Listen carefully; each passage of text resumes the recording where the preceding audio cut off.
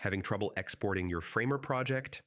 Yeah, that can be really frustrating, especially when you need your files fast. But don't worry, in this video, I'll show you how to fix it step by step. All right, first, make sure export is actually available for your project. I mean, some features or plans may limit exporting.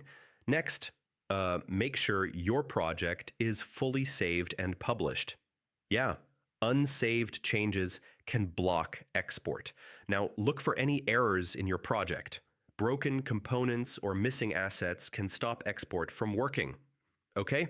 Remove any unsupported elements or custom code. Some features don't export properly and can cause issues. Next, clear your browser cache and refresh the page. I mean, this can fix temporary export bugs. If it's still not working, try another browser or device. Yeah, this helps rule out compatibility problems. Another quick fix, duplicate your project and try exporting the copy. This often solves weird glitches. If your project is too large or complex, it might fail to export. I mean, try simplifying your design or removing heavy assets. So yeah, that's how you fix Framer export issues.